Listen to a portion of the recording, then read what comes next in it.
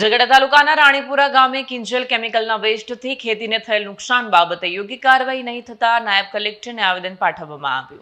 ઝઘડિયાના રાણીપુરા ગામે chemical waste છોડાતા કેળના અંદાજે 1500 થી 2000 થડને નુકસાન થયાનો આક્ષેપ છે. એક માસ બાદ પણ વળતર નહીં મળતા ખેડૂતો નાયબ કલેક્ટરની શરણે પહોંચ્યા હતા. જીપીસીબીના હકારાત્મક અહેવાલ છતાં કંપની સામે અસરકારક કાર્યવાહી ન થતાં ખેડૂતોમાં રોષ વ્યાપ્યો છે. કરજણ કેનાલની સરકારી જમીન પર ગેરકાયદેસર બાંધકામ અને દબાણ દૂર કરવાની માંગ ઉઠી છે. નુકસાનનું મૂલ્યાંકન કરી વળતર ચૂકવવા અને કંપની સામે કાયદેસરની કાર્યવાહી કરવાની રજૂઆત છે.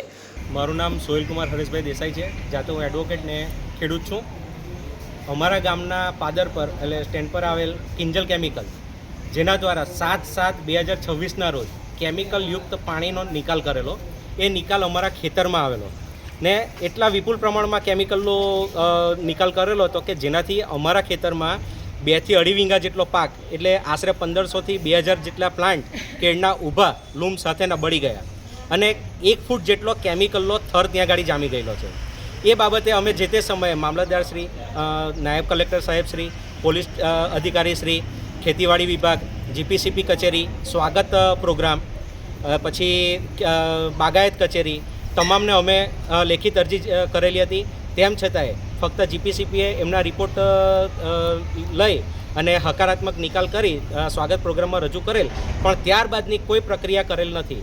અમને જે કંઈ નુકસાન થયેલું છે એ નુકસાનનું હજી વળતર માટેની કોઈ પ્રક્રિયા કરવામાં આવેલી નથી.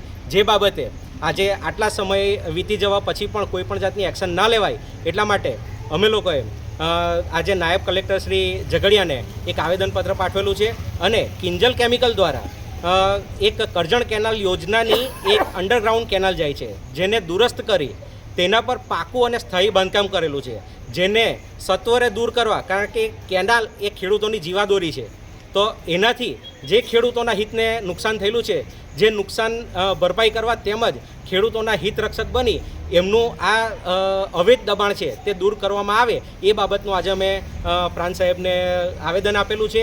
અને એમનું લાયસન્સ પૂરું થતું હતું અને લાયસન્સનું ત્યાં આગળ રિન્યુઅલ માટેની પ્રક્રિયા ચાલતી, તે સમયમાં આ બધા જે કેમિકલ વેસ્ટ છોડવાનું ને એ બધી પ્રક્રિયા જે થયેલી છે તે સમયમાં થયેલી છે. એટલે સાહેબ કંઈ નહીં ને કંઈક જગ્યાએ કોઈક જગ્યાએ આપણા તંત્રથી પણ કોઈક ચૂક થઈ રહેલી હોય એવું જણાઈ આવતું હતું, જેથી કરીને એ ચૂક એક આગળ જતાં કોઈ નુકસાન ના કરે એ સંદર્ભે આજે અમે પ્રાંત સાહેબને એક આવેદન પાઠવેલું છે.